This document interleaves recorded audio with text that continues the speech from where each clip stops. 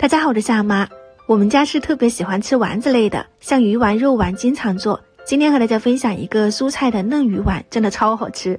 想要省事兒又怕鱼刺，直接就用巴沙魚，解冻後給它清洗乾淨，切成小塊。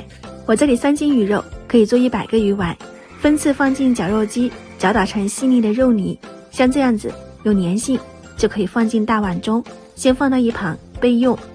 配菜我是鐵棍山藥搭配胡蘿蔔，口感很輕盈，色彩又好看。把皮刮掉，如果是過敏的朋友一定要戴上手套哦。切成小塊，放進绞肉機，攪打成細膩的糊狀，放進魚肉裡面，加入蔥花，食用鹽，再來一點香辛料，打入3個雞蛋，最後加點白糖、蠔油提鮮，往一個方向攪拌均勻。剛開始是很稀的，你攪5-6分鐘以後，它會越來越粘稠上勁，像這個狀態就差不多了。或者旁邊你準備一盆清水，摳幾個丸子進去，能夠迅速浮起，就代表到位了。像這樣子就可以放进溫水裡面開始煮丸子，火力要控制在中小火，文火慢煮，不要讓水沸騰。在煮的過程中要輕輕的拨動，翻個面，能看到丸子有明顯變大，就代表裡面也熟透了，就可以撈出来啦。